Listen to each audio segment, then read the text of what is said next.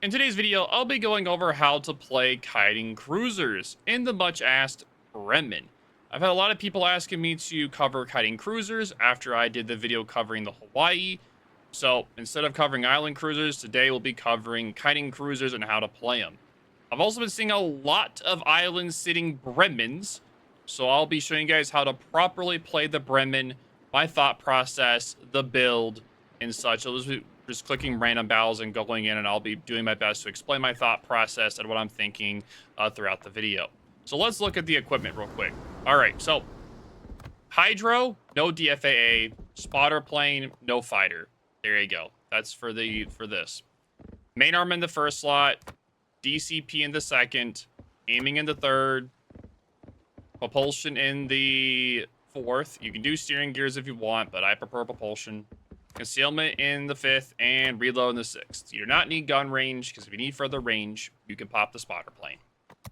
For the build itself, I reset it so I can kind of explain my thought process on what I'm picking. Grease the gears is going to be the first one.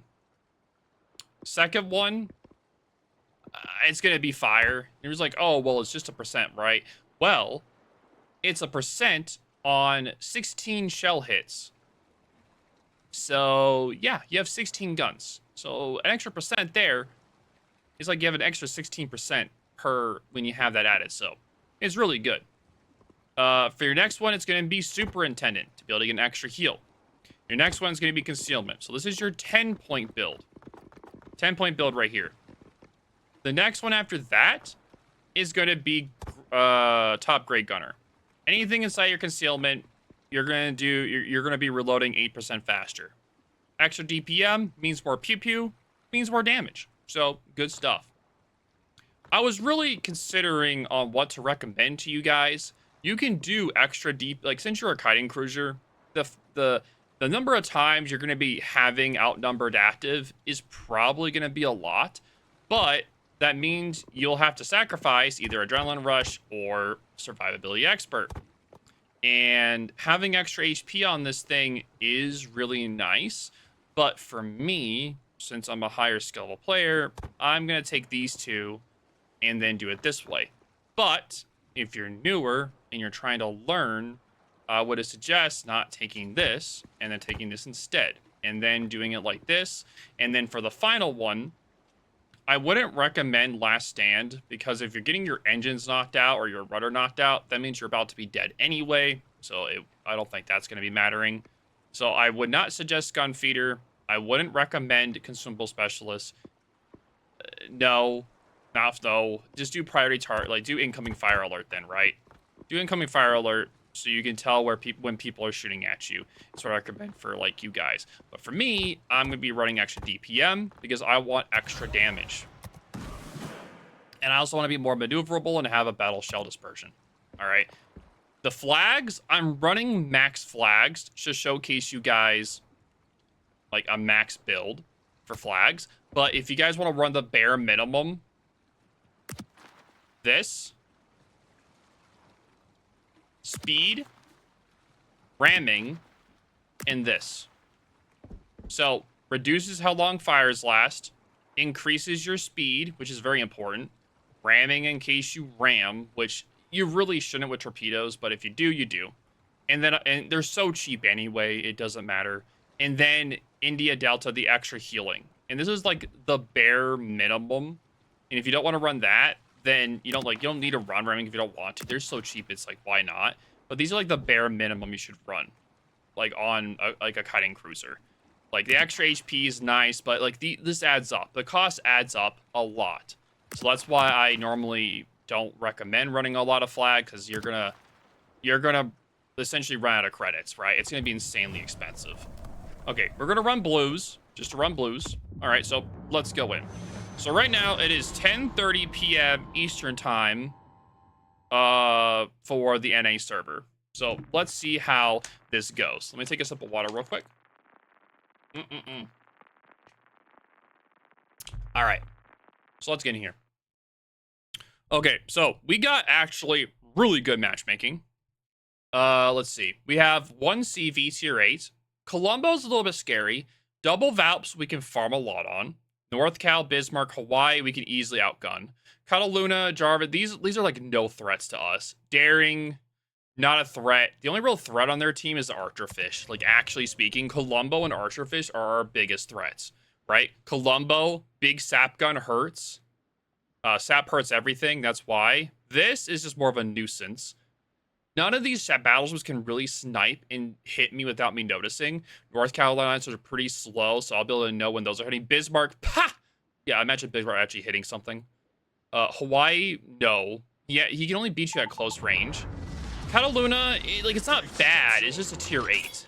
And a tier 8's not going to do as well against me. Daring, it's just not going to do well because I'm a kiter. I'm going to be too far away for it to do anything. Groningen, I legit have to push it for it to do anything. In Archerfish, I'm not going on the flank with it at first. I'm going right to support my team. As you can see already, my left side has an Otago, a Frieslands, a U-45, a Los Anns, and a Lepanto, right? So I'm going to go right to support my team on the right. The Gearing, Cleveland, Bismarck, Sabir are going right, so I'm going to go right. This is like a natural choke point. This area here, and this area around here are all choke points where teams don't like to push here. Teams like to push more like here or potentially here.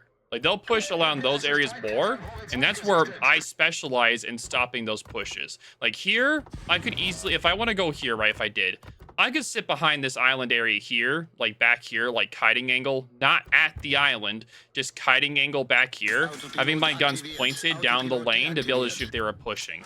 But you do not want to go early game here, because if you get spotted, like here, while they're like spotting you here, like when they're like around here, they will kill you before you get your turn out. So you have to make sure you go wide. All right, so let's actually pay attention. On the map, we see we have double Valps coming our way. That's great for damage. And I get to showcase to you guys how to play a kiting ship. The best way to play the kiting ship is essentially the reason why I don't like to play them is because you're playing for damage. And I don't like to play for damage. I like to play for wins and for kills. But farming cruisers like this are meant to farm. You are meant to whittle down the enemy team. You are meant to put fires on them constantly. You are meant to hit them over and over again. That is what and that's your job as a Bremen, is to set fires and just do consistent damage to the targets.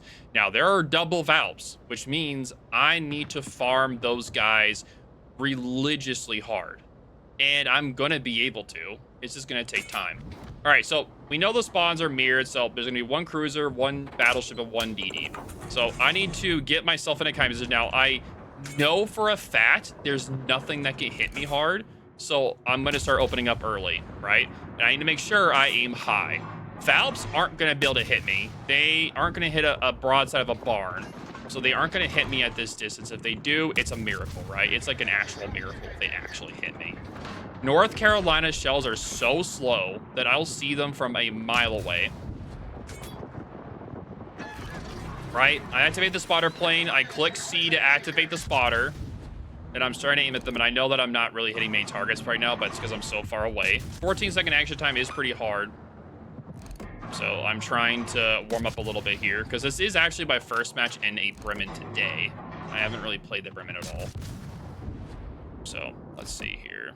Yeah, I'm trying to like lead the target a little bit there. Yeah, there we go. We hit something finally. 10 shell hits, no fires. All right, so I stopped doing the spotter plane so I can aim normally. I'm aiming high to be able to hit that superstructure and do damage. Groningen spotted. Reactivate spotter. Can I hit him right now? He's reversing. I'll do a shot just in case. See how I'm still like angled in just in case someone shoots. I can turn in or out if I need to. I can turn in. Now I'm using this guy's smoke. I know that the Gearing has a very long American smoke. Okay, so Valve's gonna start pushing in, so I'm gonna activate my torps down this lane just in case he pushes down that lane, right? So I'm gonna start turning out to receive the push. Some of you guys may start turning in. The Jarosfels I can't shoot. I was trying to see if I can shoot him to do damage to him because he's a low off target. I cannot, so I keep on shooting Valve. I'm trying to get fires on Valve. All right, so I got the fire is currently going on Valve, so I'm gonna aim at the other Valve. And your goal is to set as many fires on people as possible, and once someone puts out a fire, you're going to re-put a fire on them over and over and over again. You are not going to let a single soul not have a fire on them. You want every single fire tick being your fire. You want them to burn out. They want them to cry your name as they burn to death. You want them to curse you and your existence for burning them alive. So Valp is going to go down. Surprisingly, he went down. Yeah, that's not a very good Valp player. So, yeah, he's down. The other Valp is going to start pushing. So we need to start messing with him, get a permafire on him. Essentially, if we can put permafires on this Valp before he gets his F key off, we're able to do tons of damage and kill him off before he even gets a single F key off. All right, so as you can see, they are starting to turn out. So I'm going to turn in, and I am also watching to see if the North Cow's aiming at me. North Cow's not aiming at me, so I'm going to turn back in. And I know that my aim isn't the best, so if you guys are in the comments like, oh, his aim is the best, I know that. I'm tired, so, but I promised people in my community I would make this video, so I'm doing my best here. But yeah, normally I can aim well, but not today, apparently. It's an off day for me. But yes, as you can see, he has his F key active, so it's easy to be able to get tons of DCPs off. I'm trying my best to keep up with him. I may just need to make my mini-map bigger to aim a little bit better. But as you can see, I'm trying to aim with like this little circle here to be able to keep that a certain distance above him to be able to hit his superstructure to start fires and do superstructure damage. Okay, so Jarsville is also here. I'm gonna try hitting him. North Cal maybe starting to look at me. I really want to fire on this Valp. If I can get a permafire on this Valp, that'd be great. I'm gonna activate Hydro just in case, but it is a Groningen, so I really shouldn't expect any torps from anyone. But you know, we haven't used a single Hydro. We might as well use it just in case he's nearby. But we really, really need a fire on this Valp. Like really, really, really, really, really bad. And we're just not getting a fire on this guy. Like we need one. We need a fire on him to kill him. So I'm gonna focus him the best I can. Like he has a heal going off, but that's fine. I don't care. We can just keep burning him over and over and over again. Okay, so there's a Growth again. So I need to be careful of him due to him being able to farm me. It's not due to his, like, torps, of course, because he doesn't have any. It's due to the fact he can farm me, and he can do a lot of damage. Now, I have a fire concealment of 9.8, which means I am spotted by him, and he is in smoke. I'm going to keep firing at him, because I know that he's in the smoke still, and he's not going to move. This guy doesn't know how to play Groningen very well, and he's kind of just sitting in the smoke where he essentially just stopped. And I'm going to keep shooting him, because I can keep shotgun blasting him over and over again while he's in that smoke. I'm gonna pop a heal because I haven't popped one yet, and as you can see, I can just keep shotgunning him over, and the Valp went down. Let's go. Good kill. Nice, nice. All right, so I'm just gonna keep shotgunning him, and he's dead too. And that's why when you see a Bremen pushing you, you don't open a fire and you just run away, because it's essentially like Smolensk. You're able to keep just shotgunning the smoke over and over again, and yeah, you may not hit all your shells, but you're gonna hit something, and you're gonna kill them sooner or later. And yeah, and with that, we killed 2 Valps. 2 Valps are dead. We killed the DD, and now we just W down the lane, and we've essentially won, and we just farm everything out. Could I have been a little bit closer this match? Yes, but I was very much concerned about the Valps. The Valps could have pushed. Essentially, you have to prepare for a Valp push. You can't be bow into them, or they will be way more aggro. They should have pushed in way earlier. I'm not sure why, but if you're able to catch a Valp when he's not pushed in yet, where he's still longer distance to be able to get his F key, you need to punish him as much as you can so that you can kill him before he gets his F key or before he gets another heal off. And that's what we did. You were able to kill them before they were able to push in. They sat out too long and they let themselves get farmed. And that's how we were able to kill them off. They took too long to push, and we were able to farm them before they were able to do anything. But as you saw throughout this match, I was focusing on different targets. I was trying to get multiple fires. I tried to focus the low health targets, right? I wasn't worrying about the tier of the ship. I wasn't worrying about any of that. I was only focused on just aiming at the low health targets, trying to get as multiple fires as possible on, like, just trying to get multiple fires, not on just one target, but on multiple targets. You set a fire on one target, you aim at somebody else, and you repeat that process over and over and over again until they're dead, right? And that's how you do it. So Cataluna, he's about to be dead any moment now. Cool. And yeah, so that's a Bremen match. Random. Funny enough, this is my first recording of this. This is my first recording and my first match of the day. This is my first match of the day. So we got 106,000, 3 kills. Yeah, cool. And my aim was terrible, by the way. This is like a very subpar match for me. I didn't play very well. My aim was pretty bad. Positioning wise, I did good. Maybe a little bit passive, but I wanted to make sure that the Valves didn't push. Because if the Valves would have pushed into me all the way where they caught me, it would have been really bad. Team score, I got 3rd. U45, he was the top. Ew. Rip subs. Friesland did really good. Impressive. Give him a comp. Monarch did good too. We do love a good Monarch player. We do love Monarch. I love it. Ever since the buff, the Monarch has been super good. I love it. It's so much fun to play. Detailed. Valp, 48,000. North Cal, 44,000. Groningen, 16,000. Fires, we only did 45,000 damage fires. The raw damage was just from the HE. 111,000 damage just from the raw HE damage. In the situation, they weren't really in a position for you to use AP. I like using AP on the Bremen. I really do. But there was no situation for me to really need to use it, right? Because they weren't close enough and they weren't really showing their broadsides enough to me where it was worth it. But if there was like a broadside battleship within like 11 kilometers or 10, right around there, I would have switched to AP.